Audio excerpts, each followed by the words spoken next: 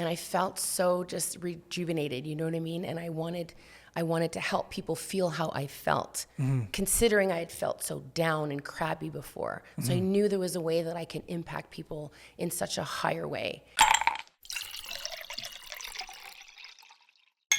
And boom, we are live. What's up, everybody? Couple Casuals podcast. I'm your host, Stefano.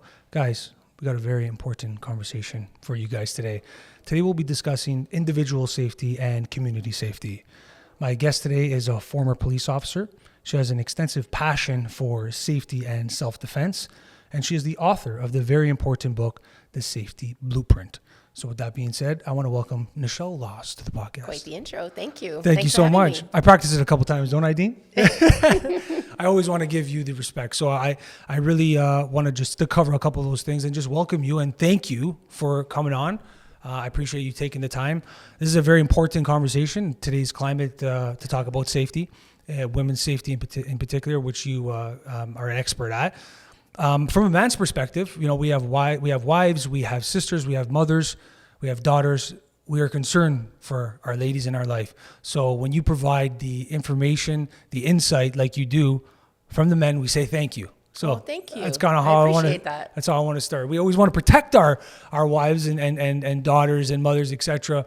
But you give them the tools to be able to protect themselves, which we're going to talk about today. We're going to get into that. We're going to get into a lot of interesting stuff, guys, about safety and some crime and things that are happening. But before we do, I want to start with you. I want to start with a little bit about your journey. For the people who don't know, who is Nichelle Lads and how would you sort of describe yourself? You have an hour? I do, actually. Well, that's just true. On. You know, I was going to say it's pretty simple, but it actually has a little bit of meat to it. Really, my passion for safety, my passion for helping others really comes from my childhood. Okay. I was a pretty traumatic childhood. I was sexually abused from age 7 to 14 from a family member, my stepfather. And at the age of 14, I wasn't allowed to say anything, obviously, you know, threats and promises and, you know, all those kind of bad things. When I was 14, I said enough is enough because now I was older. I was understanding more, obviously. I was at that age where, you know, it's time to take charge. Once I took charge and I said no more, I vowed to myself that no one was ever going to hurt me again. And I just started my journey of healing. And to be honest, at 14, taking on that journey it's still ongoing, right? Right. And I don't think it will ever. The healing process just continues forever. That being said, when as sad or, you know, I'm not sad about it.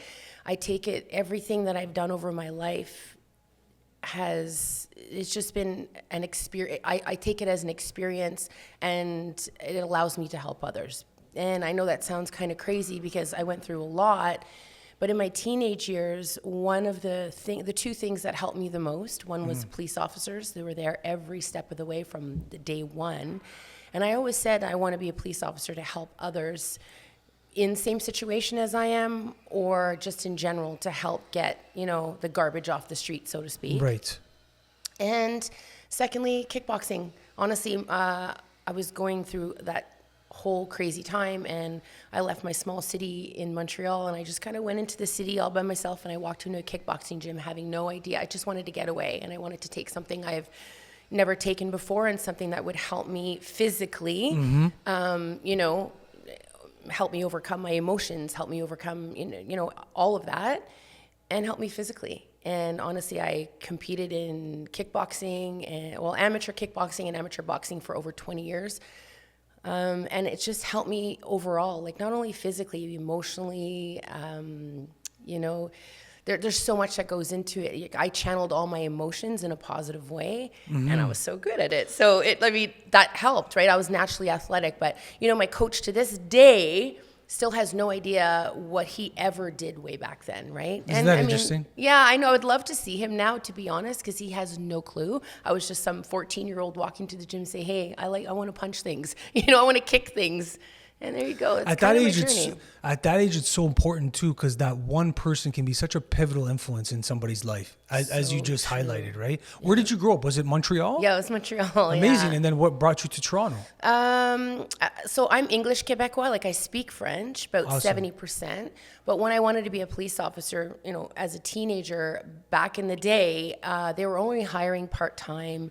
And, you know, in my opinion, I wanted to be 100% like French, especially in a job like that. You know, it's not just, you know, answering phones or whatnot. I mean, I'm going to be interrogating people, interviewing people. I wanted to have 100% French. And if I didn't have that, that's what made me move basically to Ontario. So I did computer programming for a little bit just to have a plan B, because, you know, my brother-in-law, he was in policing, and he said, you know what, Nichelle, you're going to go into policing. What if you don't like it? Then what?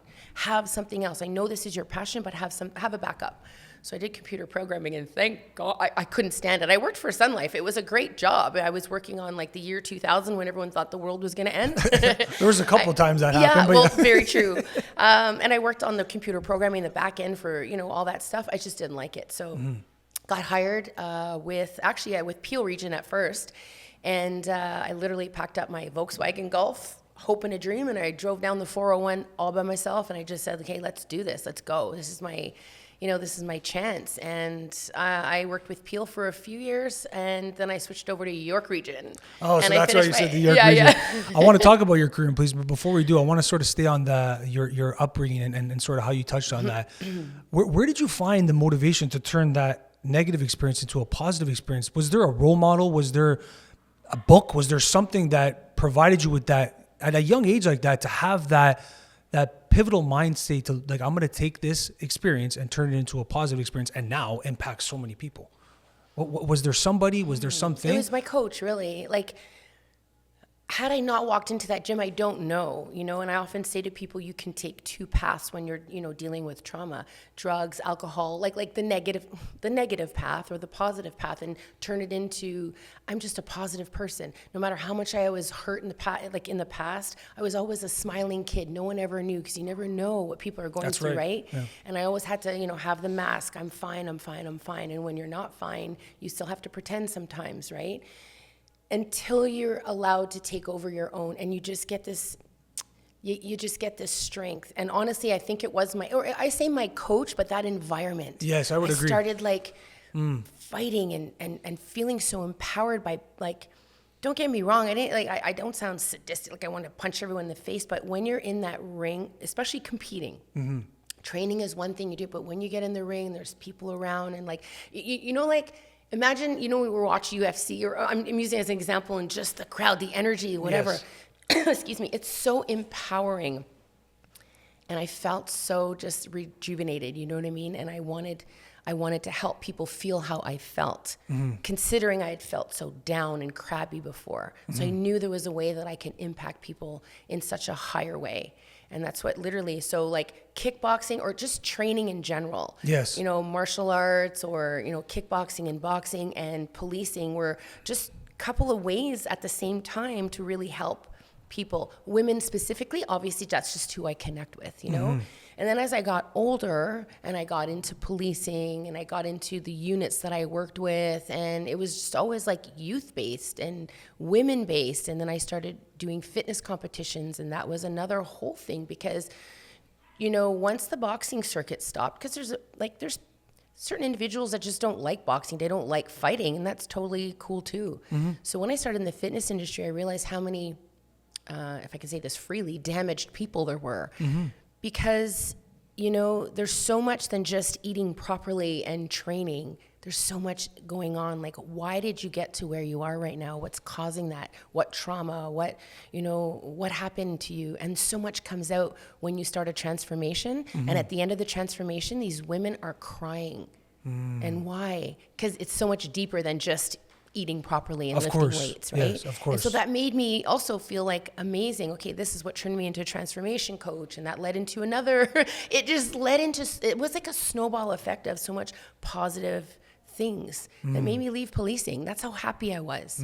Because in policing, although I loved my job, I mean, I'm still in the industry right now, but in policing, we deal with 10% of the population 90% of the time. Let Interesting that sink stat. in. That's right? an interesting stat. Wow. I mean, that's my stat. But like, you deal with such minimal pieces of, right?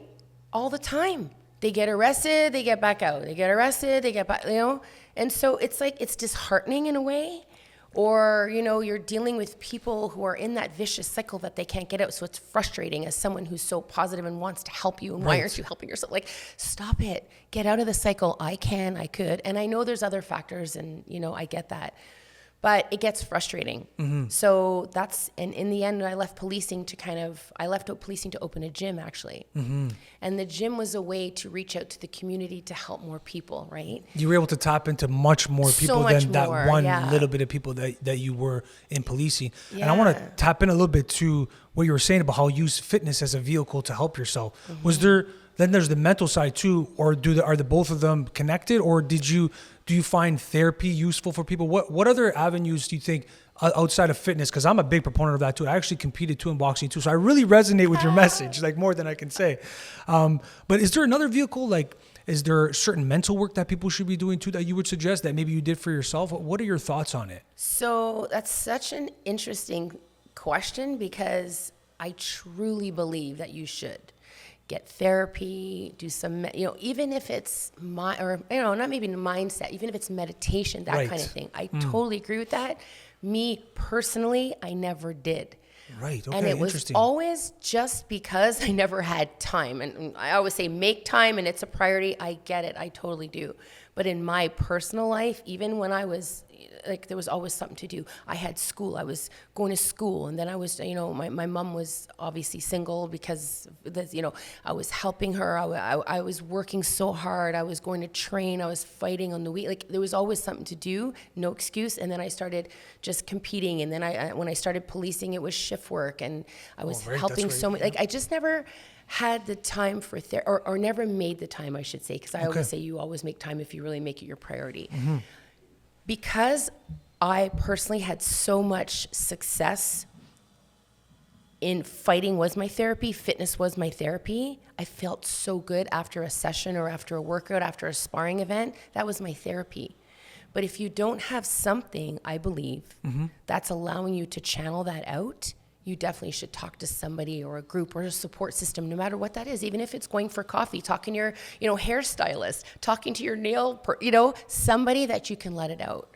I believe that. I never had it, but I think that's because I had enough support systems and people around me that I could share it with. And it's funny, speaking of, I never shared once to anyone until I was about, I believe it was 32 years old, that I actually shared my story to anybody. I would have never shared this before. Right. And the first time I shared it was at a boot camp. And it was a boot camp, and we all sat together, and I was explaining why I do what I do. And I guess in my head, I thought it was time. Interesting, eh? When I said it, I was shaking. I wanted to vomit. I was literally, and I'm a pretty calm person. It was super overwhelming. How did you feel after that? Well, after that, I felt sick. But after that, it was crazy the amount of response I got and how many people, let's say that group of 20, I would say over half came to me after and said the same thing happened to them, or they know somebody. And I was like, what? And then I was thinking, oh my God, I've been like holding this back this whole time. And there's so many people out there that need me. And there again, that was that catapult to start, okay, this is maybe what I got to share, because other people are going through the same thing. I got to get this out. And that's, that was my next, it just kept going. And I would do boot camps across Canada and talk to women. And I'd had people messaging me after with horrific stories, like horrific. And then it was like, oh, and then I was still policing. So I'm like, okay, now what? Like, if you tell me something, I have to do something about it. And then I was in this, like, they're like, well, don't tell anybody. And I had to have that trust, right? So it was a little bit of a difficult time. But just in general, like, I truly believe that you need to talk to somebody. The world almost presents you with what it is that your purpose might be, eh? I swear it does. That's just listen and let it happen. My life is like that. I never plan anything. I always say, if you plan anything, well, you're never going to get it done, or if you wait for the right moment. Right. That's a good point. That is interesting. Including my kids. I had 4 kids. I didn't know I was going to have 4 kids. I just said, well, whatever happens, happens. Whatever. And 4 boys too. 4 boys, let me tell you. Yeah. But like, you know, again, it's, I just, even my husband, we were married after 6 months. Now it's 20 years. You know, it just go with it. Thank you. That's amazing. You know, it's just one of those things, my personal belief. You know, I just always live on on the edge, and But I resonate. See, some people resonate with that message, and some people might take what's useful and then maybe don't agree. But totally, it is a very powerful message because exercise and fitness and being a part of these group environments like a boxing club. Do you know how that is beneficial? Yeah. Those people are your support system. Totally. And you're a testament to that. So let's talk a little bit about policing, because I'm so interested in your journey of policing, and I have so much respect for police officers. Thank you. When did you get into it? How long were you a police officer for? Take us through that journey a little bit. When I kind of made my trip down the 401, as I was saying. That was it, that was in 2000. 2000. And I started with Peel Regional Police. It was, like, my whole career was amazing. I was 15 years. I did 3 years with Peel. And literally the only reason I left Peel to move to York Region is my brother-in-law worked for York. Okay. And he lived up, him and my sister lived up in Barrie. And I was new to, like, in Quebec, everything was kind of close or relatively close. In Ontario, everyone drives everywhere. Yes, What's this commuting, right? And so, I mean, I was so young, and I was so, you know, I was living in Mississauga at the time, and, you know, working in Peel, and I was staying with someone. And when I decided to kind of try to go out on my own, everything was just so expensive. Even back then, like, I came from just living with my mom, right? Mm-hmm. So I said, I'm going to go and live in Barrie because it's cheaper at the time. And then I'm like, what? Commuting from Barrie to, I mean, I'm a small town girl here. This is too far. That's over an hour. Literally. And so I literally just decided to switch over to York Region. Mm-hmm. And it was closer at the time. So when I was living in Barrie, and it was maybe, 40 minutes instead of an hour. Right. And that kind of led to, so I worked at 4 District, which is Jane and Rutherford, Woodbridge area, Vaughan area. Exactly. And that's my stomping grounds. Oh, is it? There we go. Where are you at? Well, Keel and Kirby area. Okay. A little bit north. Nice. Yeah. A little bit north. And then I finished off in Richmond Hill. Okay, amazing. Yeah. And throughout your time in policing, like, what do you think it taught you about yourself? Because it's such an extensive, interesting, and compelling pursuit. And I'm sure it teaches you a lot about yourself, and especially 15 years, it's quite the accomplishment. What do you think that it sort of taught you about yourself? It taught me, or at least, what's the word I'm looking for? Like, I made the right decision. I loved it. Mm-hmm. I loved everything about it. And I loved the camaraderie between people, the brotherhood, the sisterhood, getting people off the street who deserved it, helping people, the victims. Like I said, the only downfall was that, okay, here we go again, and same guy, same girl out, put them back in jail. It's a lot of repetitive faces. Yeah, and at the same time, that every once in a while when you get that message or get that, back in the day, I say back in the day, it wasn't that long ago, but it was, like, social media wasn't, like now you see cops all the time on, on camera or taking, if I was in that world right now, I'd probably be on social media or maybe working in media or doing something, because I just love that aspect of, I'm always on social media. But back in the day, I don't think I even have maybe have a handful of pictures of myself, but when you'd receive a message or a letter, or someone come up to me and said, you did this for my daughter, or you did this for my son, you have no idea what a difference you make. Or when you bring, like, the stories that people don't see on social media, bringing toys to somebody who just lost their dad, who was just hit by a car, and that kind of thing, and seeing those kids run up to your legs and holding you and giving you a hug, like those kind of things, they hit hard, because that's somebody's family, and the things that I've seen, and, having to go do, like, death notifications like, there's people falling to their knees or going to calls that are, mental health. And, like, I'm not going to get too graphic here, but, like, seeing that in front of your face, all the blood and trying to manage all the chaos that's going on. And it's crazy. And my outlet, it was always, okay, I'm hitting a workout after this, or, Yes. I loved everything I did. I did a lot of, I worked on the road a lot, and I loved it. It's just, I'm one of those people. Even now, when I see lights and sirens, I'm always like, "What's going on? What's going on?" Like it's Interested, in my, yeah. it's in my blood. Always love to get there first, get in on the action, and no one ever minded me there because I was always a kickboxer or boxer. Like if anyone, physically wise, like if anyone started fighting or whatever, it's okay. I'm right there. Don't worry about it. But it just taught me that like it also taught me the good in people because some people are really struggling with stuff. And it's funny, when I was younger as an officer and I would go to, like, let's say a family domestic, and I'd be sitting there trying to tell people how to run, like, well, this is happening because, and and they're looking like, you have no clue. Do you have any kids? No. And they're like, just wait. And it's so true because now, I have a business. I have a couple of businesses, 4 kids, 2 dogs. Like, you see all the stresses that some people have to handle on a daily basis and how to navigate that. And it's just eye-opening to go into people's different homes. You never know what you're going to, right? It provides you with perspective, doesn't it? Total perspective, right? And I think a lot of people don't see that side of policing. Right. Because, would it be boring for most people? Because they want to see the excitement. They want to, they want to see all the trash stuff. They want to see the they don't see what underlies or the problems that arise, the things that officers see. We've seen some pretty bad things. And you know what? I feel that police officers don't get the credit that they deserve, especially over the past several years. And I really think that they should, because they're the ones running into buildings when other people are running out.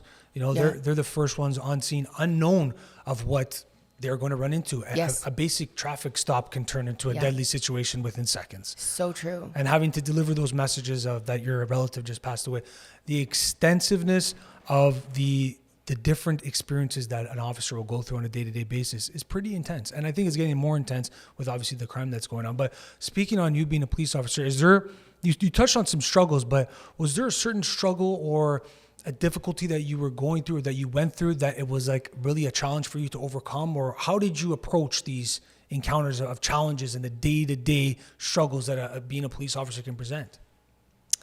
That's a good question. I went to some pretty serious calls, and I think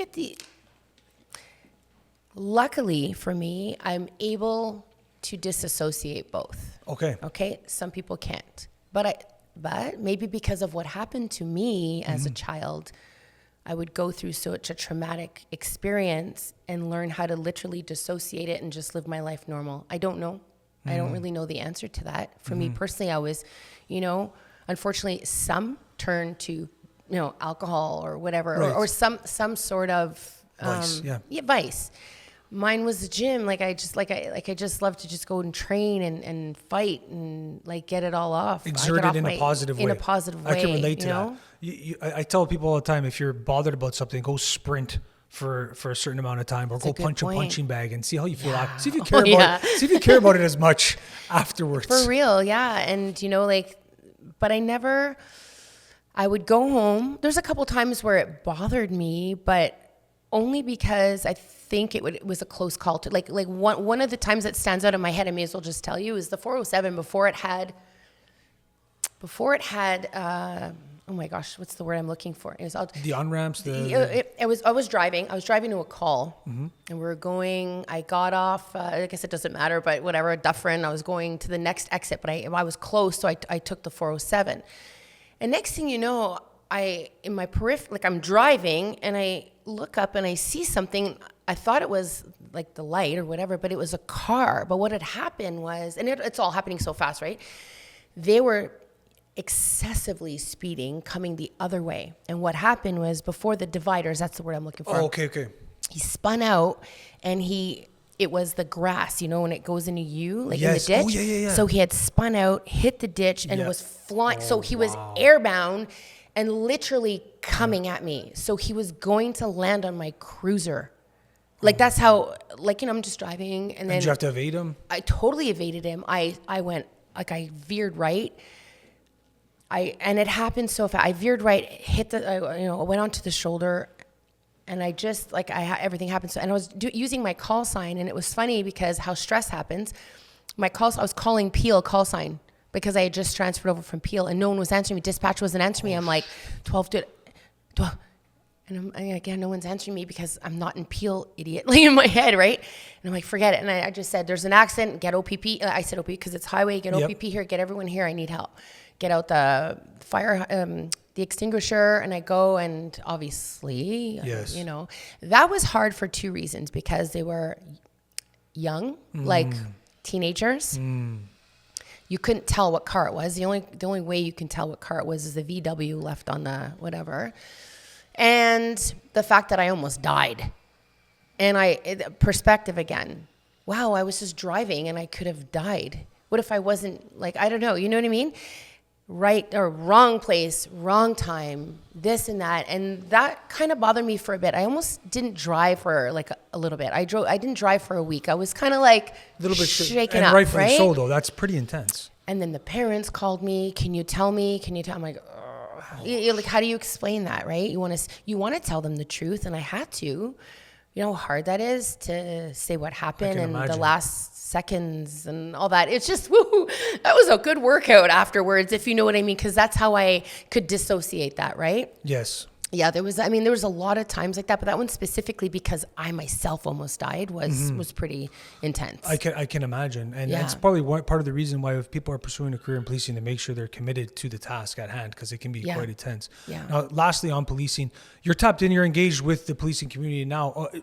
What is the interest like? Are women still interested in getting into policing? What is your perspective? What can you share with us on the insight there? Yeah, why I'm actually still in policing, like, and I say this just as just to get into that, because we lost our gym with COVID. So COVID happened and non-essential things were, shut down. So when I left policing, I opened the gym and it got shut down, and we still had the space, and it's a 10,000 square foot space. So what am I going to do with it? My husband decided, well, all we know is policing, so let's turn it into a tactical shop. And that's why I'm kind of still in the industry. And once I turned it into a tactical shop, we service mostly military and police. So they come in all the time, That's see all the amazing. great people, see all the new people, see our old friends. They come in, and it's just wonderful. And then I got I'm teaching now at Humber College. Oh, and that's what's amazing. great about Humber is you see all the new faces, all the, The future. the future. And knowing that I'm having an impact there too is amazing, because I'm teaching them fitness. So it's like the best of both worlds. And I'm only teaching 5 hours a week, but honestly, I have over What are you teaching 100 them at students, fitness. So I'm teaching them like anything. It could be, I usually police take them prep? on, for the police prep or the PIN test or the RCL. I just give them the skills and tools that they need to kind of pass their test. And it's awesome. Like, again, it's just another thing in my tool, Another way to impact people. To impact people in policing. So it all comes for a full circle. And again, it was one of those things. Hey, I saw this job that's posted. One of my I saw this job posted, and it's literally written for you. And I'm like, okay, let's do it. Again, it just these The world things presents happen, stuff right? to you when you need, And when you least expect it. Totally. Listen to the universe. Yeah. But yeah, there's still lots of interest. Well, lots of interest. You know what I find interesting about this? I want to say the new generation. I don't mean it like that, but I'm just trying to. A lot of them are using it as a stepping stone for something else. Whereas back in my day, it was like I said, I wanted this since I was 14, 15 years old. I never veered off. I wanted to be a cop. That's all I wanted to do for the rest of my life. And most people who were in the career at that time wanted the same. Now, I may do this for 3 years. Not really what I want to do, but I can't fathom that, because that's just how it is nowadays. They want to just do it for a bit because it's cool. What's the aspiration afterwards? What are they? I don't know. what is the A lot of stepping them, stone to? they don't really even know themselves. They're just trying it out. It blows my mind. No, not everyone, but a lot more than I would ever. And enough for me to notice it, to tell you. For sure. And I've heard that testament before. I've spoken to other former police officers on the podcast before. And that is sort of the messaging, that they're not there to fight bad guys, all of them. They're not there to provide impact as you were. It's almost an interesting, it's a good pension. It's this is a very, very reputable and important job. So I wouldn't even call it a job. I would call it a commitment, a life pursuit. So if you're getting into something like that, like we've discussed so many times, and like you've touched on, you don't know what you're going to run into. So you better make sure you're committed to it. That's the thing. And it's not something to mess around with, because it can take your first shift, you can go to something so life changing that it can impact you for life. Or you could go your whole career and never, you just never know. Yep. Every single day is different. Every call is different. You better be prepared, and I just feel, because of the shift in policing and everyone leaving and the new generation starting, and just like everything's just so crazy. They're looking for so many people. They can't find people. And like everything's gone nuts that, and it's, I don't want to say it's easier, but it feels like it's easier to get on right now. Even the fitness is kind of lowering their standards. And I know the beep test was at a certain point and they brought that down by 2.5, or at least, what was it?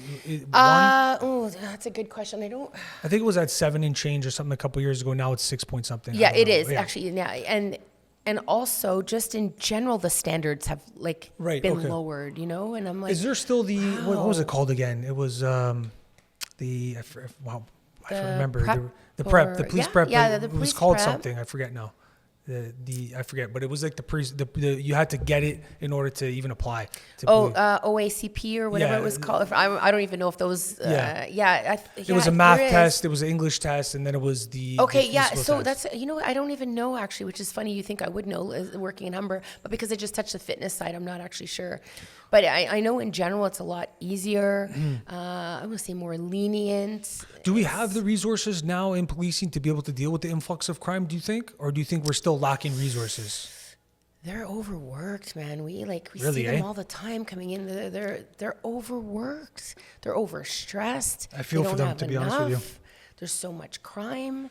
I see it in them when people come. And then, again, if they don't have an outlet, they're starting to, it really shows, and then you become not disgruntled, but you're tired, and you have your issues at home, your own issues. I mean, cops are real people, right? That's true. They take off that uniform, they go home, they have the same stresses as you and I, and dealing with that, and it's a lot. So I don't know. I don't know the answer. I don't know how, and with all the changes in policing, let's say, and the cutting of salaries, or the cutting of just in general, like it affects everybody. Right. So the crime's going up, and not enough resources. I don't know. That seems to be the messaging. Yeah. Let's talk about your exit in policing now, because there was a certain point where you made the decision, I'm going to be able to impact more people doing this pursuit. So take us through, what was that thought process like? What was your first approach? What did you do? Was it self-defense in particular at first, or was it fitness, inspirational videos, content creation? Take us through that journey. Well, it's a little bit of everything. And funny how I said to you before, I'm very I'm sporadic. I'm, living on the edge. It served you well. Well, I guess, thanks. My husband decided, so what ended up happening, I'll take it back a little bit. I was doing fitness competitions. Once I left boxing because I started having children. And as you know, you have to be at the gym at 6 o'clock to spar, and you're usually there for 2-3 hours sometimes. I couldn't have that schedule. I needed something a little bit more flexible because of the babies. So I said, what can I do to keep me in shape, to keep me in a competitive mind? Yes, I like that. Without having to be somewhere specific at a certain time. That's literally how I got into fitness competitions. So I went to one and I said, I think I could do that. You eat good, or, and you train, but you can do it on your own time, which is really important. That was literally the key thing. So I started doing fitness competitions. I did really well. I came in top 3 the very first show. Awesome. Which led to all my friends going, how did you do it? And all the police officers who were my friends in my circle were like, how did you do that? Here's how I did it. Let me help you. That basically snowballed into me literally coaching. I did over 20 years of coaching, personal training. At the time, even before online training was the thing, I was doing online work. I would give people because I had kids, I had work, so I would just give them their programs online and say, here, go to the gym if you need any help, YouTube it or ask me, I can help you. That's how it happened. I got so busy, and when I started competing, I wanted to be in the magazines like all the fitness models do, and I started going to photo shoots, and I was like, wow, these are expensive. Which led to my husband going, well, I could do that. So he picked up a camera. Right. And, all cops, or even everyone, usually in the emergency services, everyone always has a second job just because you have a lot of time off, or, time off. Yeah. So he started doing photography, and he ended up, and I can say this because it's true, he ended up becoming Canada's top published photographer in Canada. Like, so he worked for even Maxim, he worked for Insight. So he got good at it. He got so good at it. And so what was great about it was we did all this on the side. I would transform these women, and then they'd go shoot with Dave. So it was kind of like we were working together, but not together. And we were cops together. So we met in policing, right? Oh, okay. And so we just had this nice little kind of flow going. And at one point, Dave wanted to look for a new studio. He had a small studio, like about 1,000 square feet, and he wanted a little bit bigger because he was renting off somebody, and it was just hard. He wanted more. And so he went looking for more, and it turns out he found this massive space, which I don't know how he tricked me into to saying yes to it, but we should take this space. And I said, you know what, get me a little area so that I can take my online on my days off, and I'll train some people who wanted to take it to the next level and do personal training. Mm-hmm. And I don't know how we ended up with a 10,000 So foot that's the square. same. That's the same spot. It's massive. Holy crap. It was a beautiful gym. So that little space that I was supposed to have ended up turning into 7,000 square feet. Alignment. His was 3,000. So same thing. When he would shoot for magazines, he'd shoot in the gym. We ran the gym great. We had trainers, personal trainers renting space. We had classes. We had And you were still in policing at that time? Yeah. And so this is where that now I started to feel the pressure. So when I said, I don't think I can do this anymore. I can't police, take care of 4 boys, and the gym was so much work. I mean, because, you had to run the classes and, pay for rent. Mm-hmm. And so Dave said, I think I'm going to go photography full time. So he was literally sitting at his desk and writing his letter of resignation. I literally came into the doorway. I can see myself now and go, Dave, change the name and leave it the same date. Just do it. Me too. Wow. He turns around. He's like, are you sure? Do it before I change my mind. He goes, okay. And he literally attached the 2 documents, sent it off. And that was the end. I didn't even know myself. I was literally going to leave policing that day. I had to let it sink for about 3 days even before I told my mother. Oh, wow. Because this was everything I ever wanted to do. 15 years of work, right? Yeah. And I loved it. So there was no reason for me to leave, but I knew I had to do something of the greater, like I knew I could help. There was so many people I was helping. It was incredible. And it was a long journey, and it was, lots of time, like the gym itself, it was a long, but at our 5-year mark, that's when COVID hit. It destroyed my life. Many people. Life, let me tell you. But, again, positive Nichelle has to overcome, pivot, 4 mouths to feed, 4 boys. And I said, we got to do something. We can't, we just lost everything. So we literally sold all the equipment in the gym and opened the tactical store. And, literally we're in year 5 now, and it's been a slow process because, you don't come in with a bunch of capital because we were just cops before, remember? Mm-hmm. So everything we sell, we buy more, and it's been growing slowly. And honestly, in tragedy, in trauma, and losing everything, there's always a silver lining because why weren't we doing this before? Because it's amazing. I see my old friends. I see them come in. Now not only women are coming up to me with their stories, police officers are coming to me because they can trust me because we did this before. They feel a level of comfort and of safety coming into our store. You want a coffee? What's going on, buddy? How you doing? How was that call? Yeah, talk to me. And this is my way of, therapy for them. It's amazing. And I look back in hindsight, like hindsight is always 20/20. I would never open a gym again.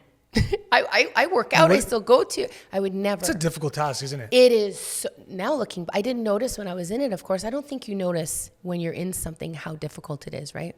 But people complaining about memberships. Why did she get a deal and what this? And why is he on my squat rack? And oh my, I was babysitting. Yeah. I was stressed.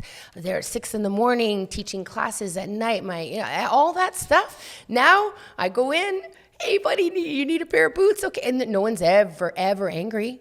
I mean, because they're buying better gear for, to help protect themselves. Mm-hmm. Or they're coming in, they're seeing us, and we're a breath of fresh air for them because it's like, oh my God, it's a safe haven for them to talk to. They can relate. Mm-hmm.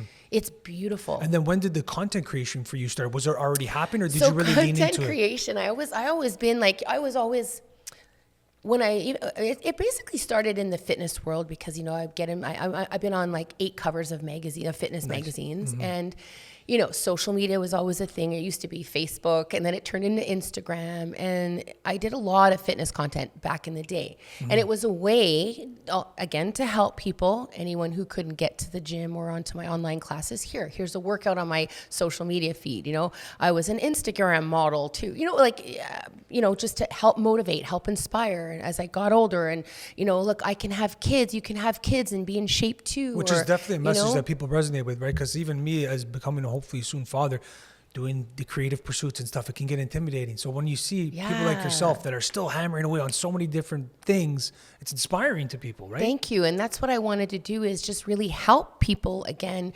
realize that life isn't over just because you have kids, or, you know, not life, or your fitness passions and all that stuff. It doesn't necessarily have to stop. You just have to modify your schedule. You have to, you know, do what works for you, find flexibility, and just make it happen. And that was literally my message all the time. And so I did a lot of content in fitness. When I lost the gym, well, I went through, it was the first time in my life, and I think the first time in my life that I was crushed. And I think I was crushed because I had no control over it. Right? Yeah. So everything I've done in my life, I could overcome and, you know, turn it into a positive. But with this, it was out of my control. I did everything possible. I even had I had Premier Doug Ford at my gym. I was on the news. Let me tell you, I don't go down easy. You were swinging. Right? And I still lost. So like it even now, it's like I could feel in my throat, because it was a lot to lose, especially since I left policing, my favorite thing in the world, to do this, and then you take it from me. That's what stings, right? Sorry. See, I get really emotional. I understand.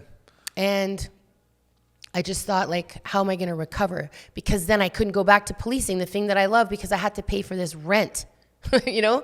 And so that stung. And to be able to, like, come out of that, like, it for me was amazing. I don't remember the original question. Sorry, what was your? I don't even remember what my train of thought was lost when I started talking so passionately about it. Yeah, no, and I think social media. Yeah, Sorry. And then that's kind of what we were getting at. Yeah, so when there you got liberated, and then you got into the social media. Totally, aspect and so when we switched over to the tactical store, I had to figure a way on how do I change now into, like, from fitness. I got so unmotivated. That's where I was going. I got so unmotivated that I stopped working out. And for me, that big. never happened, ever. And I went through almost a time, and I would say a couple of years, I stopped competing. I stopped motivating people because I wasn't working out, and I'm a true person. What you see on my social media is me. If I don't feel like posting that day because I'm in a mood, I won't. But when you know you got me in a good, that's just me, natural. So I couldn't work out because I wasn't feeling good. I just lost everything. And my mom passed away. It was crazy time. 2020, 2021 area? She passed not because of COVID. She had a respiratory illness in her long-term care, and I was teaching a class, trying to survive. And I even said to my class, my mom is not doing well. I'm going to have my phone here if you don't mind, while I teach class, waiting, right? Up. That's how hard I was trying to keep this gym alive, right? That's amazing. And so anyways, I switched my social media to start, okay, what can I do now? Because my niche has to change. I'm not motivating anybody anymore, but I can't give up because I still have it in me to help people. Okay, I'm going to take my experience as an officer and help with any safety tips, calls I've been on, things, or people who come in to see me, you know, all that. And I'm going to take my background in, I say martial arts, because some people don't say kickboxing and boxing is a martial art. Martial arts is a little bit more general, I understand. I know.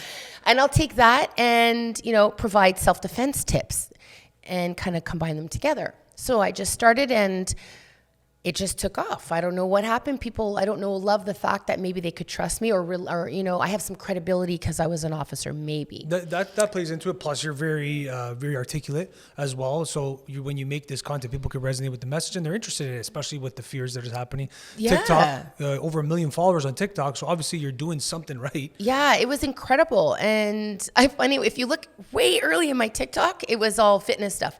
Didn't get much views because everyone's doing fitness content. But as soon as I switched to self-defense, safety, all those kind of, it just blew up. Yeah, it's very useful too. And I even read online, or I think I saw a video of one girl who watches you, remembered one of the safety signs, know, and it see? actually helped her. Yeah. Yeah, that was on Inside Edition. It was incredible. Now, was it me, my video in particular? No, I didn't create that sign. I don't want to do it in case anyone thinks I'm, but because of that sign, me and a few other creators shared it. I'm not going to take credit, only just myself. But because of us sharing, social media can be a wonderful thing. Yeah. And that little girl was kidnapped, and she told the news that she did that sign, and someone saw her, called the police, and she literally got saved from a kidnapper. That's amazing. What are the chances? That's the power that you can provide through engaging with this type of content, and which honestly, is very useful. And again, here I am helping people again. So that's just what I'm meant to do. Yeah, it's my calling. If you throughout the story, which we'll get into crime and safety now, but throughout your story, you see how it kind of comes up. Throughout, like these things, these little nuggets of moments that present themselves to you that sort of bring you in that direction, that impact, that helping people, that self-defense, safety, like that. It seems to be your purpose, which is a beautiful thing, right? Yeah. Some people spend a lot of their life looking for their purpose, and it seems that it was something that you knew from a small child. Yeah, no, I did. And I actually don't have any regrets. I always tell, when I'm teaching my self-defense classes, I always tell them I don't have any regrets. Well, I may have one, and the one regret, to be honest, of all the fighting that we did, and you can appreciate this, I always tell the women in my class, I teach women self-defense, when I'm on the floor, the only thing I do regret is taking some sort of like jiu-jitsu or judo, getting comfortable with being uncomfortable on the floor. Because boxing, I stand up, but if you get me on the floor, I'm in a very vulnerable position, and I'm very interesting. So that's one regret is one that regret. You didn't. But I'm not that old yet that I can't learn it. I just have to fit it in. Yeah, I'd love to do a lot of like just either wrestling or something that allows me to do stuff on the floor. Yeah, and you're right, because think about how many altercations on the street, for example, end up on the floor. Yeah, a lot of them do. So to have that ground game is very important, especially in a defensive way, and I'm sure it will serve you well in when you're teachings and stuff, because you could teach people ground protection. Yeah, well, right now my business partner who does self-defense with me, he comes from a background like over 30 years of jiu-jitsu, and he's got so we combine our class, and he's an ex-police officer over 35 years too, so we combine our class, and it's a 3-hour class. It's actually really good. We talk about mindset and situational awareness, and we go over the laws in Canada, the self-defense laws in Canada, because half the people don't know, like, it's such a gray area, and how to articulate things, and then we go over escape techniques, which are pretty much jiu-jitsu based, and then we also just talk about just like the escapes, and we do board breaking exercises, and then striking, like your common strikes, your heel, your palm, or a punch, but like an open palm, an elbow, a knee, a shin kick, those kind of things, good distractions.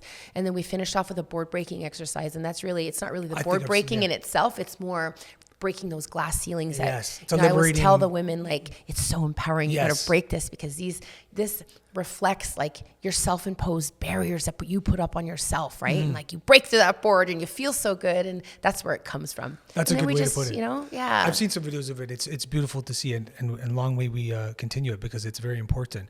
Now, discussing crime and safety. There's been about a 19 to 20% increase in violent crimes in a general basis between 2023 and 2024 in the city of Toronto. What should Canadians do when they see something like that? Should we allow our fear to should we be careful that we don't allow our fear to take over, or should we use that information and allow ourselves to become ready and aware and alert for the potential of a possible threat or a situation that may occur in your life? Totally that. Yeah, right? And it's not fear mongering. I mean, it's not. Unfortunately, it's the world we live in. So you're not being paranoid. You're being mindful of reality. You have to be prepared. It's happening everywhere, every day. I just posted a video saying, like 2 carjackings, same location, an hour and a half apart, same MO. Pay attention. I mean, okay, your car, take my car. Your life is more important than a car. But in general, people are just not paying attention. They're not. We're not aware of their surroundings. And I say it all the time. It's like, I feel like I'm a broken record, but you're not. Everywhere. There's so many distractions. And even me, I'm on social media all the time. I have my phone on me all the time. Look around, scan back down, look around. No one, how many people you see walk across the street, their heads in their phone? Especially when you're in public, right? It's frustrating. No one's aware anymore. And I get it. Everyone is so busy. But there's a time and a place. You don't need to check your email right now. It can wait. There's just so many instances. And so it's not to be, we can't ignore it because unfortunately it's the reality now. I would just say be prepared, and if that means, stretching some of the laws, wink, wink, that you need to be, at the end of the day, it's your safety. And I would never, I don't know, I wouldn't fault anyone for having carry anything. And I don't mean guns. I'm just saying, what I tell people all the time, if you're walking your dog and you happen to have dog spray, or if you're walking and you're scared of dogs, more or less, carry dog spray. It's allowed. But why are you carrying it? It's not for self-defense, be prepared. Or it's so funny because you say that. I have to say, I bought all the women in my family for Christmas and their holidays dog spray. There you go. As a gift, and none of them use it. Which this is your moment that you need to message to use. Yes, dog you need spray. to have it on you because we have a dog and we need to protect the dog. Yeah, right. Wink, wink. You never know when a dog is gonna, attack you or That's steal true. your car. Wink, wink. Yes, exactly. Yeah, no, it's it is. It's a scary time, and again, kind of doubling back to the policing thing, they're swamped. They're trying. How many times you hear, I called 911 and I'm on hold? What do you mean I'm on hold? I know. I hear them come in. I see it happening. It goes in priority. If you are literally not being, if you're not like in an attack right now or something, is threatening your life right now, you go into priority. It's all priority. So when you call in, the dispatcher's getting that information out already. A lot of things are happening behind the scenes that, people just don't know. Exactly. They're being dispatched. They're getting all that information before they get to you. But if, someone on their way to you and there comes another call where, they're in imminent danger, they have to go because there's only a certain amount of cops in a radius of, whatever your area is. They're there, they'll be there. But if someone's stealing your car and they stole it, let's say, I'm giving that as an example. Which is a common one now. If they don't get to you right away and you're safe, it's okay. They will get to you, as long as no one's hurt. If another thing, if they show a gun or they're hurting you, yes, they will be there right away. It's all just in how the calls come in. How dangerous it is. And yeah. Now, you're doing a great job at this, which is providing awareness for these things and Yeah. actual practical advice like self-defense and et cetera, and literally giving that and showing people how to be more defensive.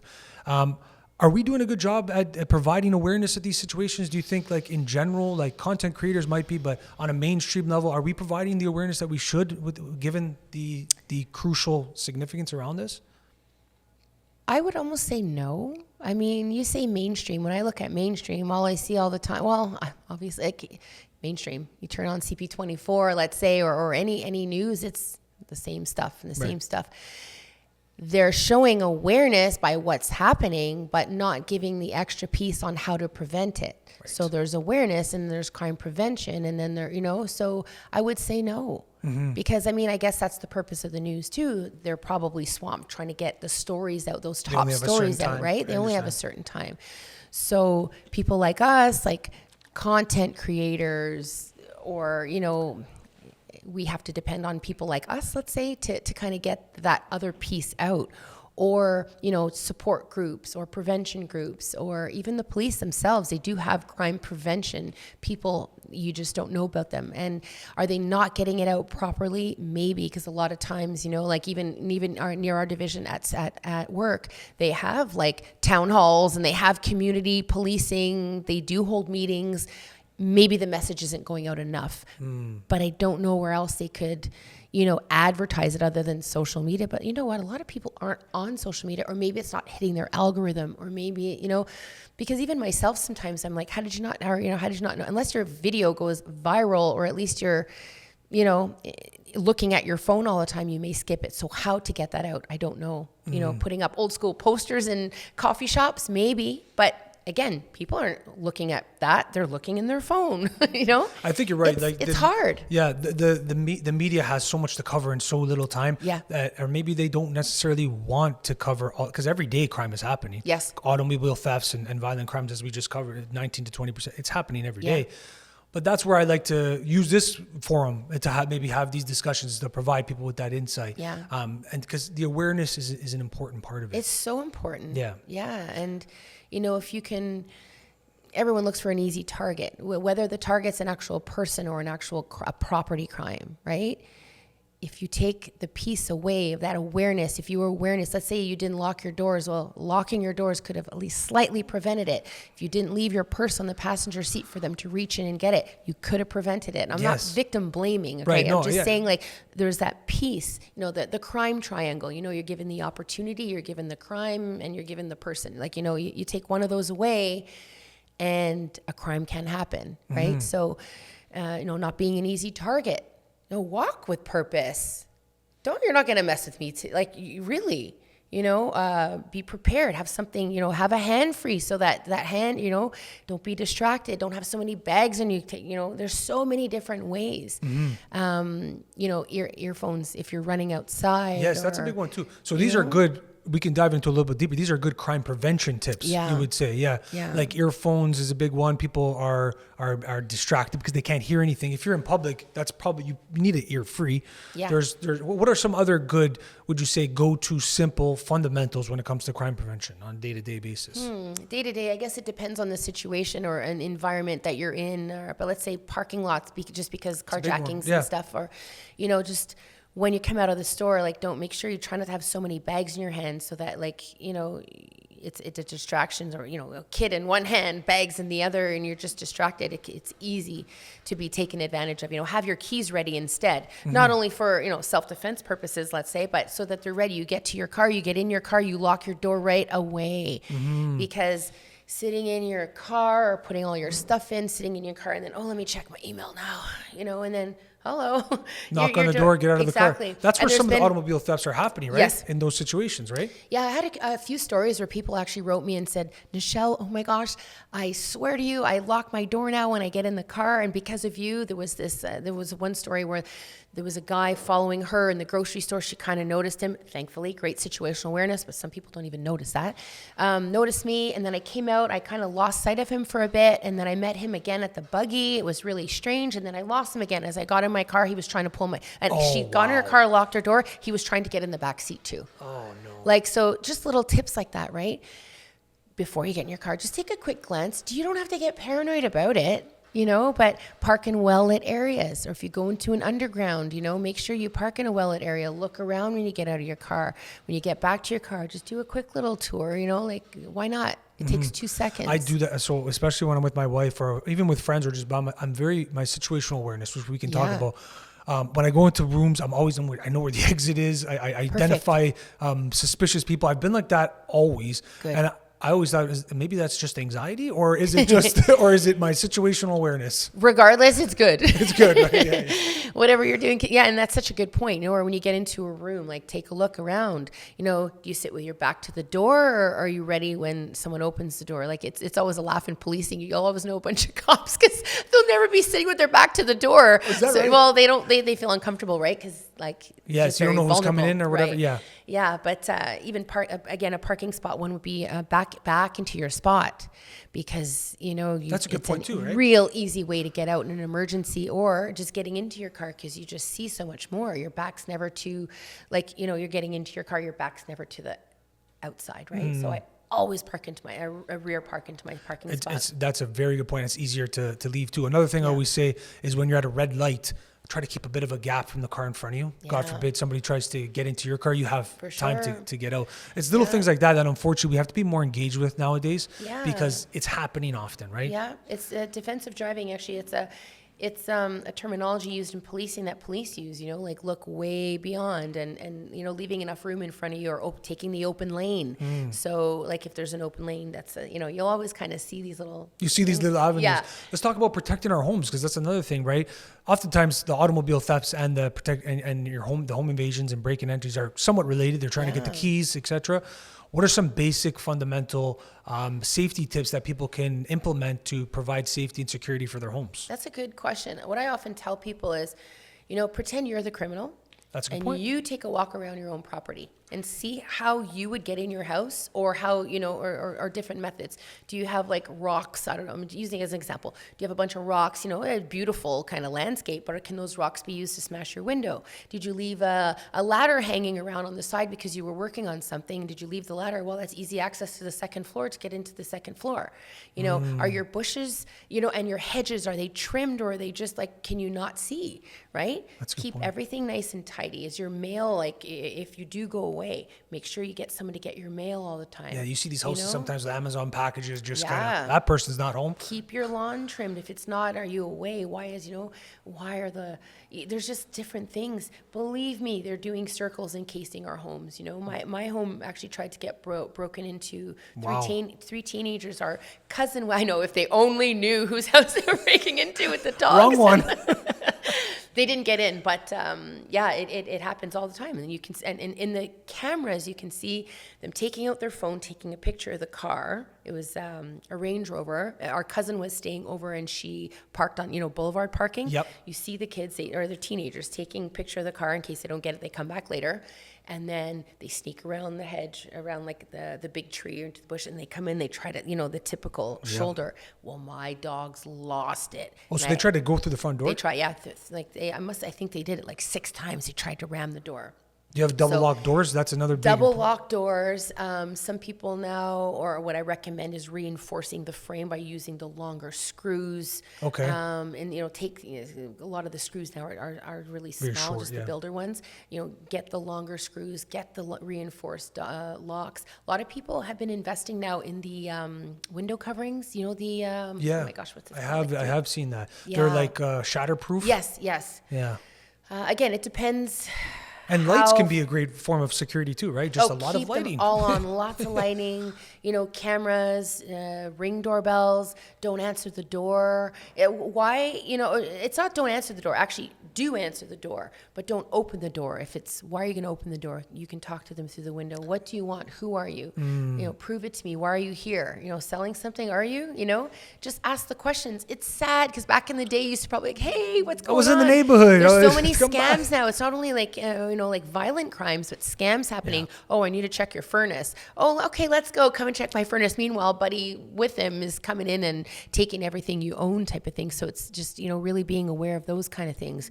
Telephone scams and links and cyber, like there's so much to keep up with. Yes. But we have to keep up with it, and we have to spread awareness, sharing, whether it's social media posts or, the like podcast, like Having these conversations. It's have the conversations, and not only just have them with everyone and share them, especially with the older people. The seniors are just getting slammed. Yeah, with that's the unfortunate part. scams. They It's target so people who are unfortunate. vulnerable, right? That's the vulnerable right, yeah. populace. Yeah. Have a safety plan at home. People used to have fire plans, which is still so important, don't get me wrong, but have a safety plan. I know mine. Have a safety word. What's going to happen if someone breaks in your house? What do you do? I have 4 teenagers now who are all full of testosterone. No. You're coming with mom. We're going into the, the closet, and you're going to let dad handle it because that's our safety plan. No matter what you hear, no matter what happens, the plan is dad's going to go deal with it. We're going to be, I'm just saying, like, that's our plan. That's good. That is very good advice, because most people don't engage with that mentality. That's never going to happen to me. It's never going to happen to me. Until it does. Until And it then, does, right? Sadly, they're like, oh my gosh, what do we know?